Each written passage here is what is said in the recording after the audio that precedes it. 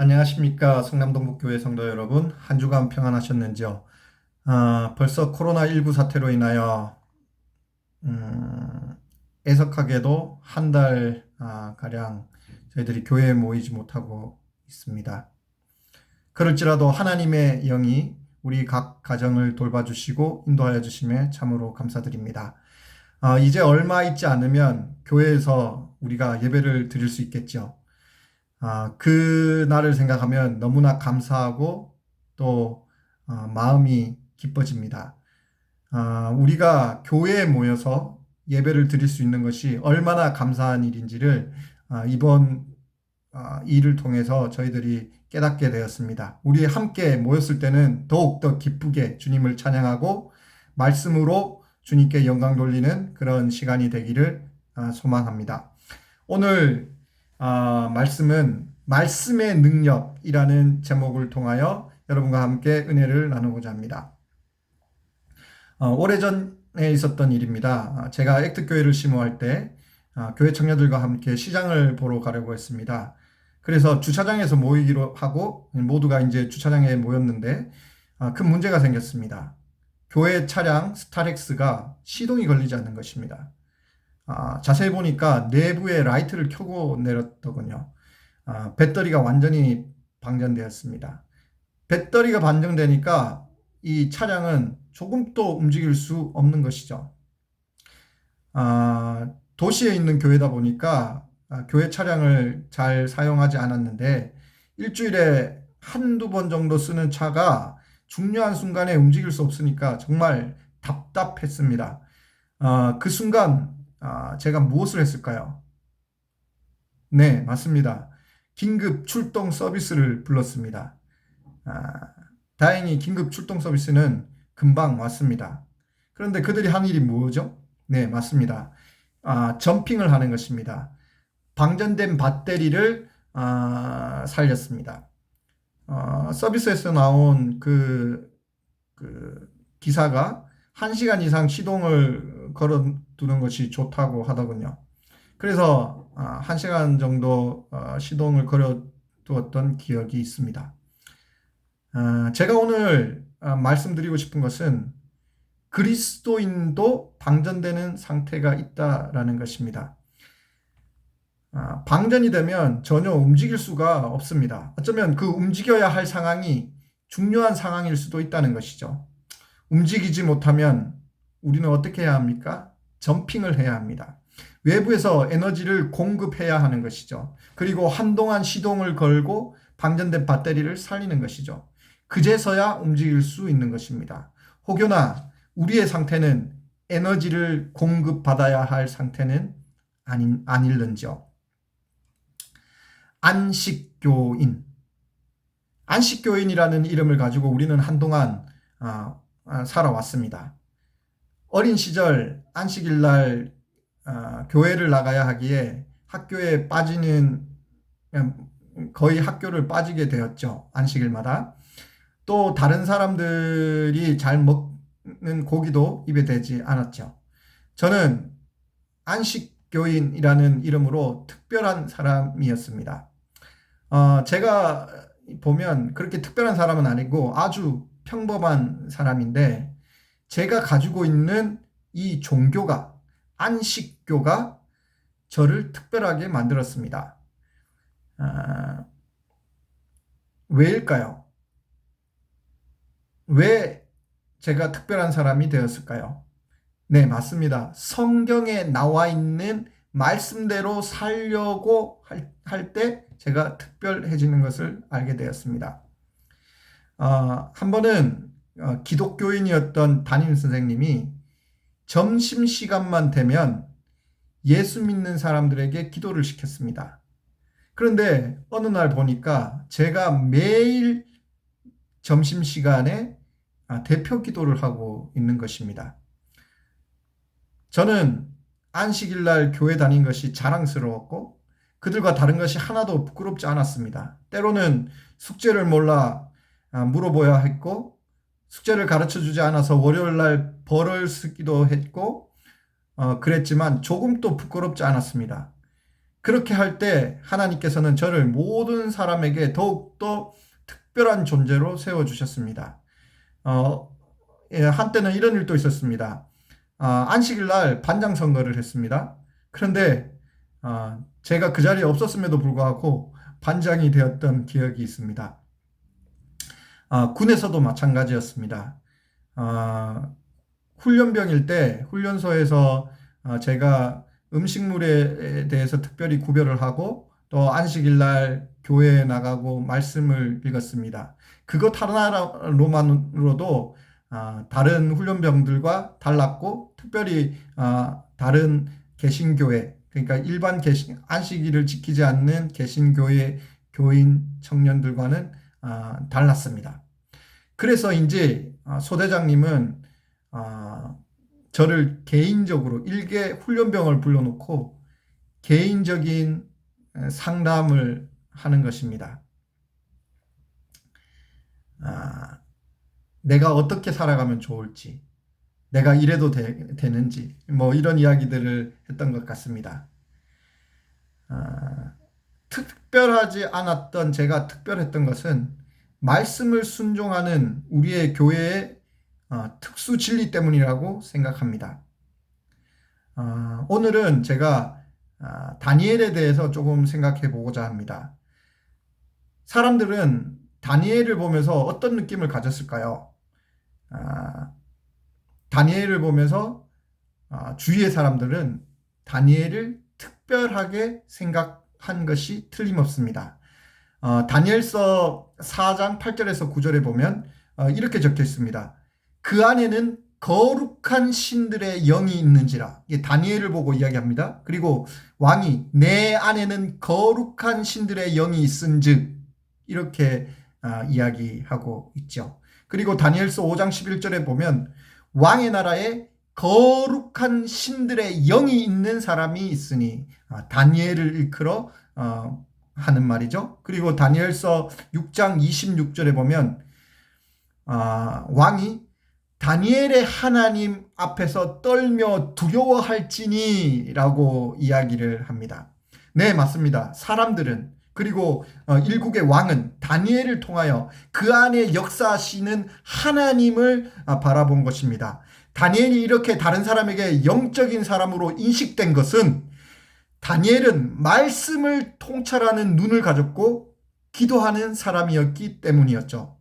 한 예로 그는 말씀을 통하여 이스라엘의 포로 귀환 시기가 가까웠음을 알았고 목숨을 걸고서도 기도했던 시간이 있었습니다. 그것이 우리가 익숙히 잘 알고 있던 사자굴 사건이죠.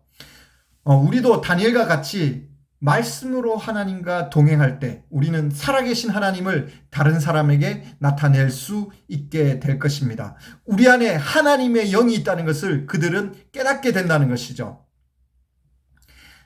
다니엘이 사자굴에 들어갔을 때 그가 드렸던 기도 내용을 우리는 좀 확인해 볼 필요가 있습니다. 그것을 우리는 다니엘 9장의 다니엘 기도의 기도라고 이야기하죠. 다니엘 6장의 사자굴 사건에 다니엘이 그렇게 하루 3번씩 열심히 기도드렸던 그 내용이 다니엘서 9장의 기도라는 것입니다. 그 9장의 내용을 보면 다니엘은 고백과 간구로 그의 백성들이 여호와를 배반한 것을 깊이 뉘우치며 그의 마음을 하나님께 쏟아내었습니다. 회개의 기도를 했다는 것이죠. 그는 하나님의 공의가 이 예정된 저주를 가져왔음을 깨달았습니다. 하지만 그는 하나님의 사랑과 크신 자비에 의지합니다. 그리고 용서를 간구하죠. 그의 기도는 하나님께서 예루살렘에 있는 무너진 성전을 회복해 달라는 간구로 끝을 맺습니다. 다니엘은 새로운 시작과 회복을 위해 기도하는 것이었죠. 자, 여기서 우리는 중요한 사실을 발견하게 됩니다. 다니엘은 성경을 깊이 연구하는 사람이었다는 것이죠.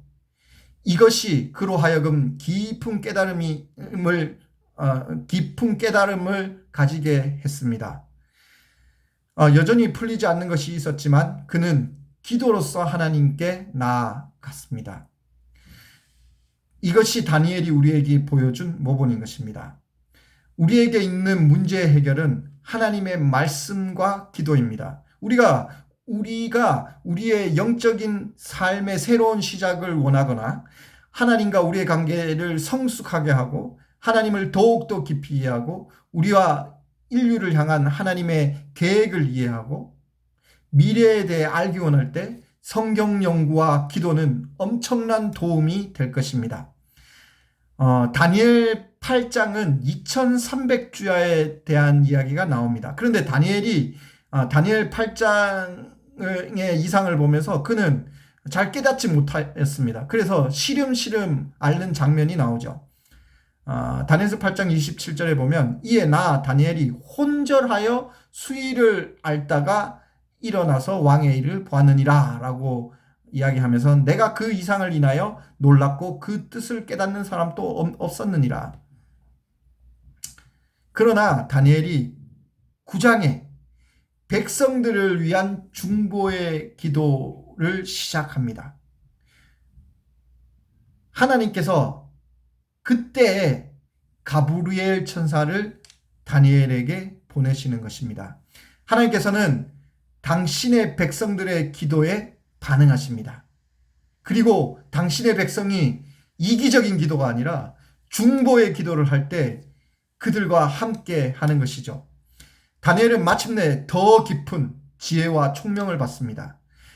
가브리엘은 그에게 70일의 기간에 대해 말해주죠. 그리고 2300주야의 실마리의 기산점을 알게 되고 또한 70일 안에 있는 메시아의 사역과 죽음에 대하여도 가르침을 받는 것입니다.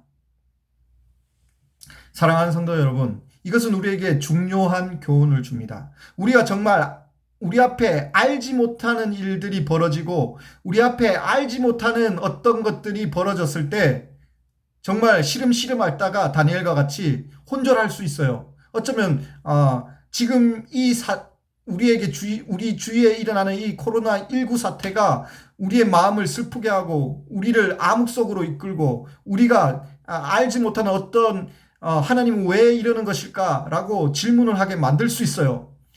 그때 우리는 다니엘과 같이 행해야 하는 것입니다. 다니엘은 무엇을 했습니까? 다니엘서 9장에 보면 그는 기도를 합니다.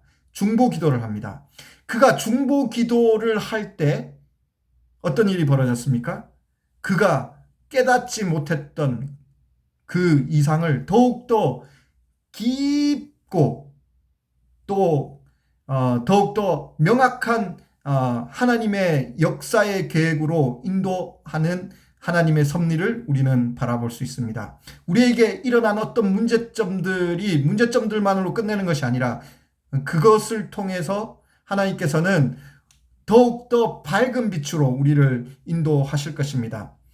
다니엘은 말씀과 씨름하던 사람이었고 그리고 기도로서 주님 앞에 나아갈 때 새빛, 즉 더 밝은 빛을 받은 것입니다. 그러나 그 빛은 그 안에 있던 선지자들에게 주셨던 빛, 그리고 계속적으로 비추던 그 빛에서 나온 것이었습니다. 그리고 그 빛은 단순히 시간적인 것과 미래의 사건에 대한 것뿐만이 아니라 예수 그리스도에 대한 빛을 비추어 주었던 것이죠. 히브리서 4장 12절에 이렇게 말씀하고 있습니다. 하나님의 말씀은 살아있고 운동력이 있어 좌우의 날선 어떤 검보다도 예리하다라고 이야기하고 있습니다. 하나님의 말씀은 살아 움직입니다. 예리합니다. 운동력이 있어요. 우리가 그냥 말씀을 받아들이는 것으로 끝나는 것이 아니라 그 말씀은 우리 안에서 역사하고 우리를 움직이게 하고 우리의 마음을 움직이게 하고 우리를 역동하게 합니다. 그것으로 인하여 우리의 주위에 있는 사람들도 움직이게 하고 또 이 시대의 역사를 움직이게 하는 것이 하나님의 말씀인 것이죠. 저는 야구를 꽤 좋아합니다. 아이들과 야구를 하는 것도 즐겼지만 이제 나이가 드니까 야구를 보는 것을 즐기게 되는데 대한민국을 대표하는 소방수가 있습니다. 우리는 그를 끝판왕이라고 부르죠. 예, 맞습니다. 오승환이죠. 오승환은 그 마지막에 나와서 마무리를 하는 그런 불펜을 지키는 마무리 투수입니다. 한국 야구의 불펜 자리에서는 그와 견줄 만한 투수가 몇 없습니다. 한국 제1의 소방수라고 하여도 과언이 아니죠. 그런데 오승환 투수가 잘 던지는 구질이 있어요. 그 구질이 뭐냐면 직구입니다. 공을 변화를 주지 않고 바로 던지는 직구죠. 그 직구가 150km 초반대의 속도를 냅니다. 그런데 다른 사람이 던지는 직구와 살짝 차이점이 있습니다. 오승환이 던지는 직구의 볼은 빠르고 회전력이 있어서 타자들이 그 볼이 무슨 볼임을 알고도 못 친다는 것입니다. 네, 그렇습니다. 하나님의 말씀은 회전력 있는 빠른 직구와 같은 것입니다. 사람들은 성경 말씀이 뻔하다고 말하고 그렇게 생각할지 모르겠습니다. 그러나 그 말씀은 우리의 삶 속에 회전하면서 빠른 직구로 날아 들어오는 것입니다. 하나님의 말씀은 우리의 삶을 빠르게 변화시킬 것입니다. 그 말씀의 능력을 우리 성남 동북교회 성도님들은 체험하시기를 간절히 소망합니다. 하나님은 그분의 말씀을 통하여 우리에게 말씀하십니다. 그리고 그분의 말씀은 살아있고 운동력이 있고 활력이 있어서 우리의 심령을 파고드는 회전력이 있는 직구와 같은 것입니다. 이 성경은 여러분의 삶을 송두리째 바꿀 수 있는 능력의 말씀이란 것을 저는 확신합니다. 하나님의 말씀은 우리의 구세주 예수께로 인도할 것이며 우리의 삶을 변화시켜 예수 그리스도를 닮게 하고 새롭고 신선한 생각들을 부여할 수 있는 능력을 우리에게 허락할 것이죠. 그리고 이 말씀은 우리의 삶 속에서 살아 숨쉬며 이웃들에게도 하나님의 살아계심을 나타낼 것입니다. 하나님의 영광이 우리의 삶 속에 있는 하나님의 말씀을 순종하고 따르는 삶을 통하여 온 세상에 드러내어지기를 소망합니다. 하나님의 영이 함께하는 사람은 다니엘과 같이 항상 말씀을 연구하고 그것을 순종하며 말씀을 통하여 기도하는 사람입니다. 베레아 사람들은 하나님의 말씀을 상고하여 그것이 그런가 하여 상고한다고 하였습니다. 그렇습니다. 그런가 하여 상고하는 그 말씀이 방전된 우리의 상태를 다시 한 번 더 점핑할지 모르겠습니다. 이제 우리는 영적 에너지로 점핑해야 할 시간인 것입니다. 우리의 마음의 배터리가 정상적으로 살아나기 위해서는 어쩌면 시간이 조금 걸릴 수 있습니다. 그럴지라도 움직여야 되지 않겠습니까? 하나님의 말씀의 영이 방전된 우리의 마음을 움직이게 되기를 간절히 기도하면서 오늘 말씀을 줄이도록 하겠습니다. 기도하겠습니다. 하늘에 계신 아버지 감사합니다. 주님의 말씀을 주셨습니다.